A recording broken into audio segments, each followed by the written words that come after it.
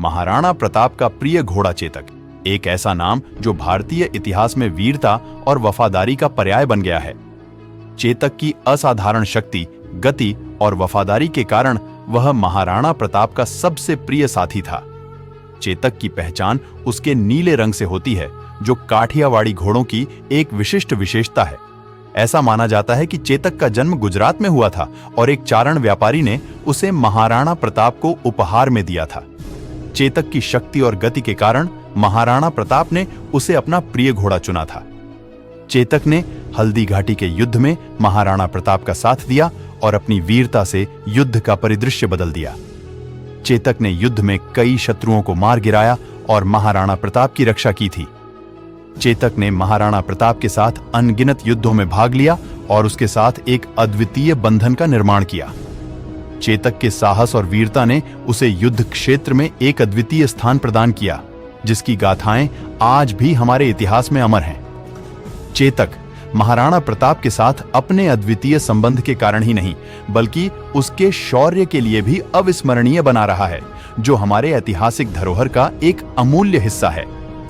चेतक की वीरता की कहानियां आज भी राजस्थान और संपूर्ण विश्व में लोकप्रिय हैं और भारतीय इतिहास में वह एक वीर और वफादार घोड़े के रूप में याद किया जाता है।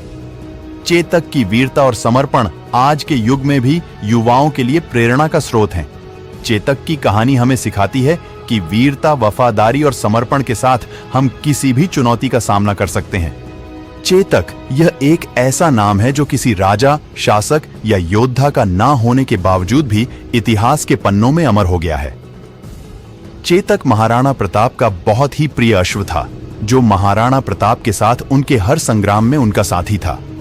महाराणा प्रताप के प्रिय घोड़े चेतक के असाधारण कौशल और वफादारी का श्रेय उसके कठोर प्रशिक्षण और महाराणा प्रताप की चुस्त निगाह में था। चेतक का प्रशिक्षण उसके बचपन से ही शुरू हो गया था। उसे एक कुशल घुड़सवार के मार्गदर्शन में घुड़सवारी, युद्ध कौशल और विभिन्न परिस्थितियों में शांत रहने का प्रशिक्षण दिया गया था। चेतक की शारीरिक क्षमताओं को भी अत्यधिक महत्व दिया गया था। उसे नियमित रूप से अभ्यास कराया जाता था ताकि उसकी गति, शक्ति और सहन शक्ति बढ़ सके। चेतक की बुद्धिमत्ता को भी निखारा गया था। उसे अपने स्वामी की आज्ञाओं का पालन करना और युद्ध के मैदान में संकेतों को समझना सिखाया गया था। महाराणा प्रताप ने चेतक का चयन बहुत ही सावधानी से किया था। उन्हें एक ऐसे घोड़े की आवश्यकता थी जो न केवल शक्तिशाली और गतिशील हो, बल्कि बुद्धिमान और वफादार भी हो। चेतक इन सभी गुणों में निपुण था और वह महाराणा प्रताप के लिए एक आदर्श साथी साबित हुआ। चेतक का प्रशिक्षण और चयन उस समय की सबसे बेहतरीन घुड़सवारी और युद्ध कौशल का एक उदाहरण है। चेतक की क्षमताओं के कारण ही वह महाराणा प्रताप के युद्धों में एक अजेय योद्धा बन गया और भारतीय इतिहास में एक अमर घोड़ा के रूप में जाना जाता है। चेतक को लेने से महाराणा प्रताप ने मना कर दिया था, लेकिन व्यापारी की बहुत विनती करने के बाद तथा घोड़ों को उच्च नस्ल तथा युद्ध की विभिन्न रणनीतियों से पारंगत बताया, तब महाराणा प्रताप ने कहा कि मुझे आपकी बात पर विश्वास नहीं हो रहा, इसके लिए मुझे इसका सबूत चाहिए। इसके पश्चात अटक को परीक्षण के लिए चुना जाता है। अटक इन 3 घोड़ों में सबसे अधिक शक्तिशाली तथा रण कौशल में पारंगत घोड़ा था। अटक ने परीक्षण को अपने अर्जित ज्ञान से सफलतापूर्वक पास भी कर लिया, परंतु इन परीक्षण में अटक बुरी तरीके से घायल भी हो चुका था, क्योंकि परीक्षण में हर ऐसी परिस्थिति बनाई जाती है जो युद्ध में तथा संकट काल में बनती है।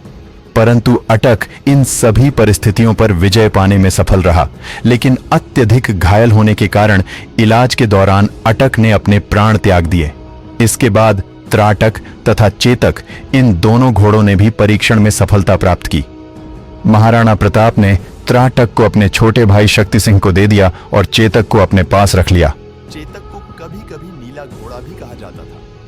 राजस्थान के लोकगीतों में चेतक तथा महाराणा प्रताप के बारे में वर्णन मिलता है और महाराणा प्रताप को नीले घोड़े रा असवार म्हारा मेवाड़ी सिरदार कहकर भी संबोधित किया गया है। महाराणा प्रताप के प्रिय घोड़े चेतक को उसकी असाधारण ताकत और शक्ति के लिए जाना जाता था। वह एक काठियावाड़ी घोड़ा था जो अपनी ताकत और गति के लिए प्रसिद्ध है।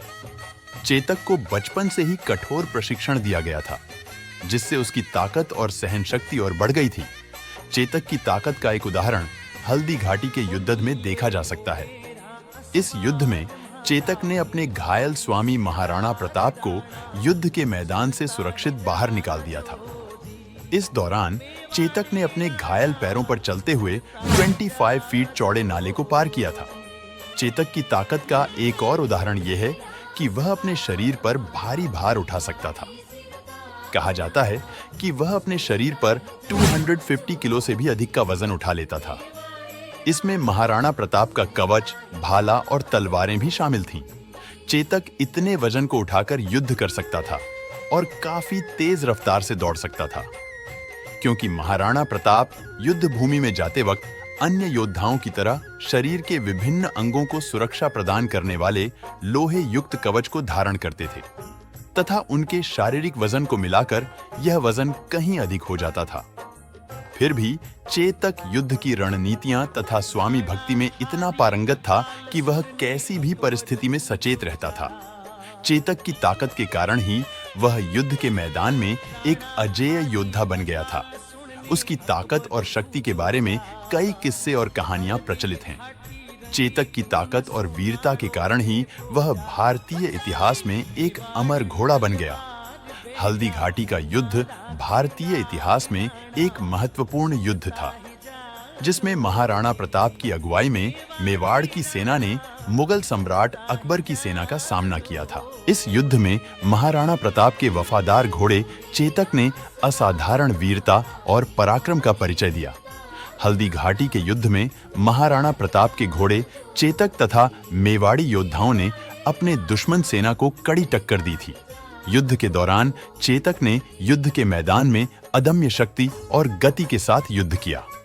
वह अपने पैरों की ताकत और फुर्ती से दुश्मनों को रौंदता हुआ आगे बढ़ता रहा। चेतक ने कई दुश्मनों को मार गिराया और महाराणा प्रताप की रक्षा में अहम भूमिका निभाई। हल्दी घाटी के युद्ध में चेतक के सिर को हाथी की सूंड जैसा एक कवच के मुखौटे से सुरक्षित किया गया था, ताकि दुश्मन सेना के हाथी इसे देखकर भ्रमित हो जाए तथा उसके अन्य शरीर को भी कवच से ढका गया था। इस युद्ध में जब महाराणा प्रताप ने चेतक को आदेश देकर मानसिंह के हाथी की तरफ आगे बढ़ाया, तब चेतक मानसिंह के हाथी के मस्तक की ऊंचाई तक बाज की तरह उछल गया था और अपने आगे के दोनों पांव को हाथी की सूंड पर रख दिया। इसी वक्त महाराणा प्रताप ने अपने भाले से वार किया, जिसमें मानसिंह घायल हो गए थे। इसी वक्त चेतक की एक टांग हाथी के दांतों पर लग गई। घायल चेतक ने अपनी चाल में किसी भी तरह का परिवर्तन नहीं किया, जिससे अपने स्वामी को किसी भी प्रकार की अनहोनी का अंदेशा ना हो, और चेतक घायल अवस्था में ही युद्ध भूमि में डटा रहा। जैसे ही महाराणा प्रताप को पता चला कि अब उनका घोड़ा चेतक बुरी तरह से घायल हो चुका है, तो उन्होंने युद्ध भूमि को छोड़ना उचित समझा। और उसके बाद झाला शव मानसिंह ने भी महाराणा प्रताप को हल्दी घाटी से निकले को कहा। जब प्रताप हल्दी घाटी से निकले तो कुछ मुगल सैनिकों ने उनको देख लिया। वे प्रताप को मारकर अकबर से इनाम लेना चाहते थे। इस वजह से प्रताप के पीछे पीछे हो लिए। महाराणा प्रताप युद्ध से निकलना नहीं चाहते थे, लेकिन उनके पास इसके अलावा और कोई चारा भी नहीं था। जब महाराणा प्रताप को पता चला कि 2 मुगल सैनिक उनका पीछा कर रहे हैं, तो वे सावधान हो गए। ऐसे में ही उनके सामने एक 25-22 फीट चौड़ा बरसाती नाला था। चेतक इस जख्मी हालत में भी एक लंबी छलांग लगाकर उस नाले को पार कर गया, जिसे मुगल सैनिक पार नहीं कर पाए। लेकिन इस समय तक उसके शरीर से लगातार खून बह रहा था और वह महान घोड़ा बुरी तरह से घायल हो चुका था। पर अब उसकी गति धीरे धीरे कम होती जा रही थी।